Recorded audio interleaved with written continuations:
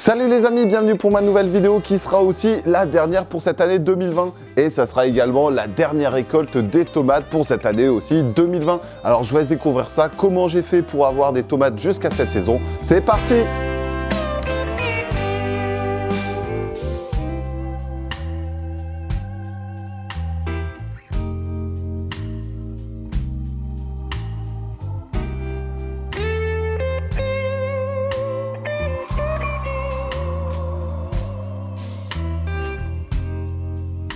Alors bienvenue à tous pour ce nouveau tuto. Aujourd'hui, ça va être la suppression des tomates parce que la saison n'est plus favorable.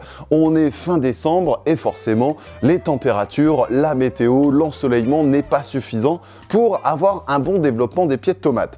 Alors on va juste faire un petit récapitulatif pour vous et pour l'année prochaine si vous voulez avoir des tomates dans votre jardin. Donc j'ai effectué les premiers semis courant février-mars. Ensuite, on a optimisé le développement en faisant un repiquage, en faisant un rempotage et enfin on les a plantés directement dans la serre pour avoir des tomates quasiment de la fin mai jusqu'à maintenant.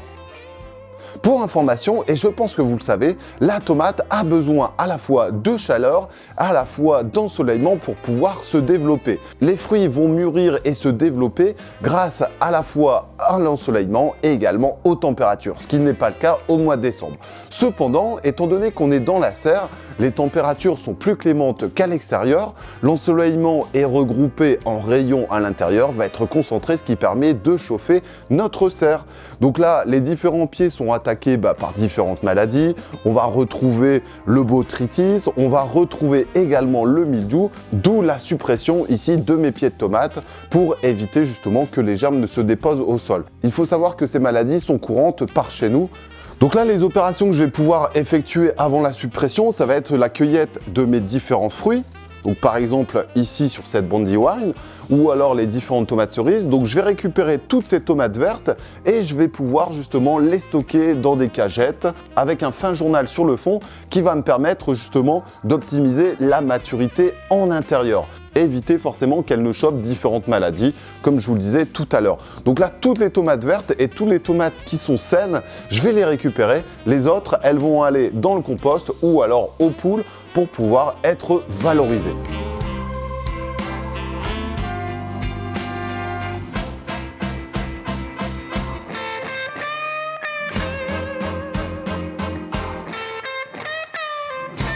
Pour revenir un petit peu sur la saison a été très bonne. On a eu un été sec et chaud. Alors forcément sec dit manque d'eau au niveau des végétaux, donc on a dû pallier en réalisant un super paillage au niveau de mon sol. Cependant, les différentes variétés ont très bien donné.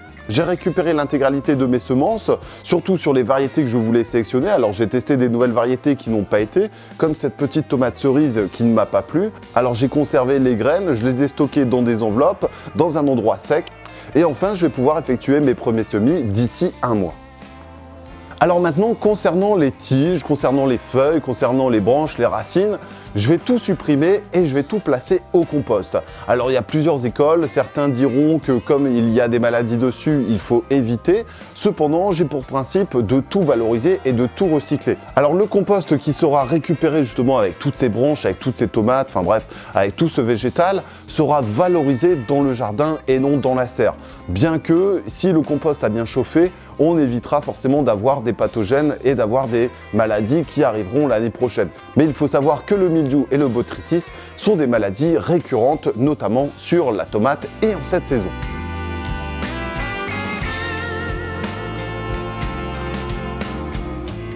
Sur mon sol, on va pouvoir observer les différentes tomates qui sont tombées du pied mère et qui vont forcément pourrir. Alors il y en a certaines que je vais pouvoir récupérer, par exemple comme celle-ci, qui est une San Marzano comme celle-ci.